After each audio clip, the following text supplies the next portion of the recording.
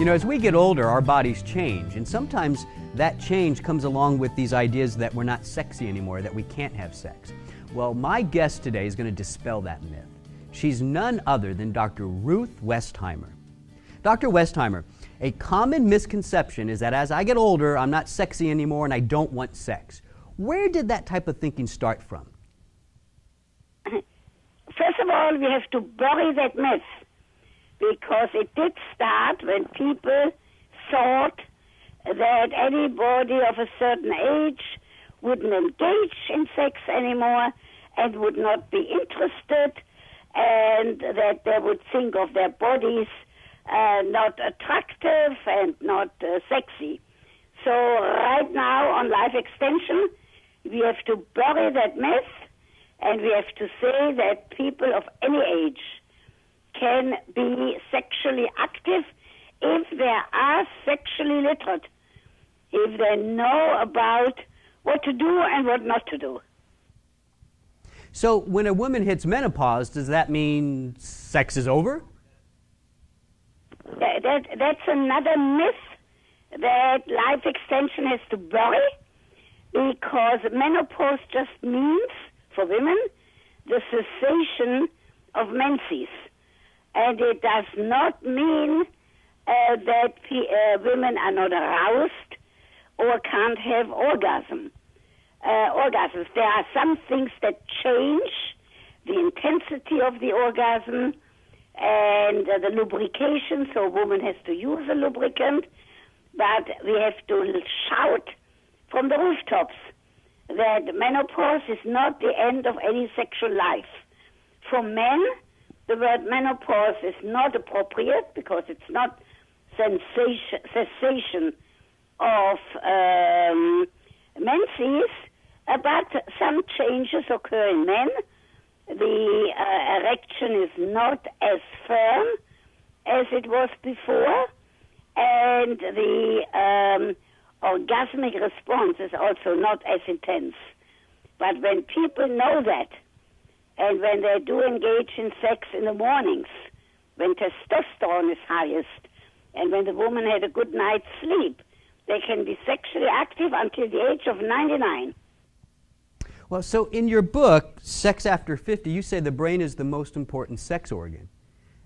How is my brain a sex organ? The brain is the most important sex organ because the desire, the libido, the idea of sexual activity is in the brain and not between the waist and the knees. So what we have to teach, that brain has to be kept active in terms of any sexual activity, of watching some movies, sexually explicit movies, reading some sexually explicit material, anything that can help to put the worries of everyday life aside and engage in that activity that leads to a sexual encounter. So as women move into menopause, there's obviously some physical changes that go on. What are some of those physical changes, and how can they better manage those changes? Okay, so women who do have hot flashes, I tell them enjoy them and know that soon you don't have to worry about contraception anymore. But make sure that you know that this has nothing to do with the desire. If they have hot flashes that are very bothersome, go to see a doctor.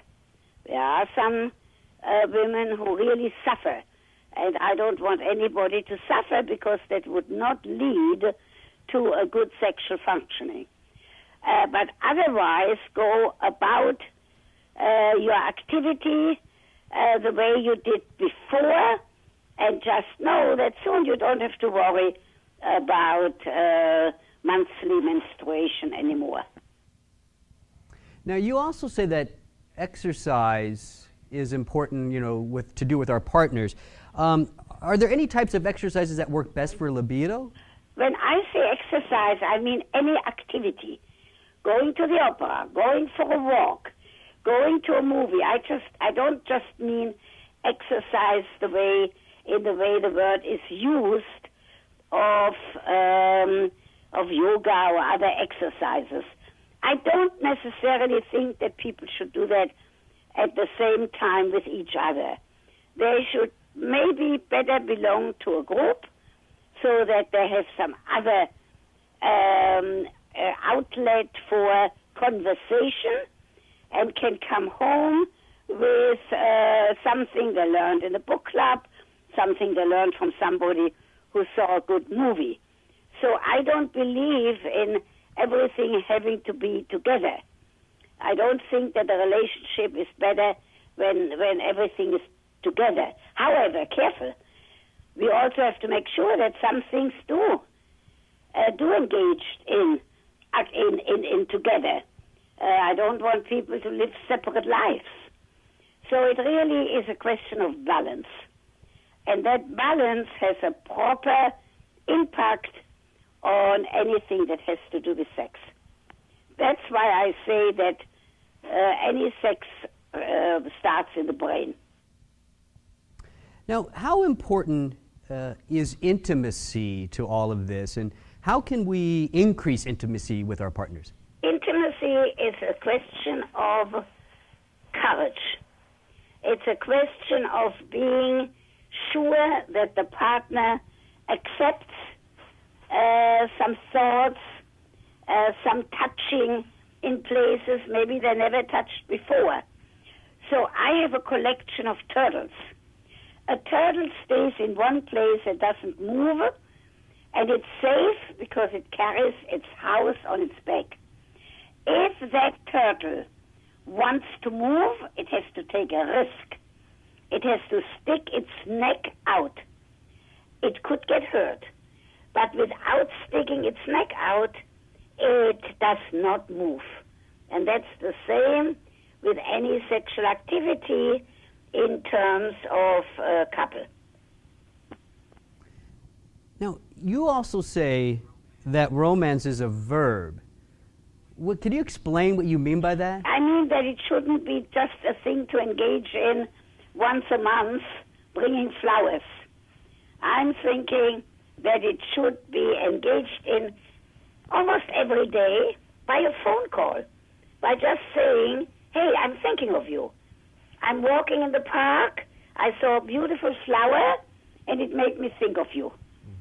Things like this are very important in keeping up an intimacy and keeping up a desire for sexual activity, even just for hugging and kissing and snuggling, even if it does not lead to an actual sexual intercourse activity. Snuggling in later age is very important. And it does not have to lead to a sexual encounter. It can lead to a sexual encounter a week later. So if you want to learn more about sex after 50, you can go visit drruth.com. She has all her books there. All the information about her is on that wonderful site. Dr. Ruth Westheimer, thank you for coming on the show. Coming up next, As I See It, we'll be right back.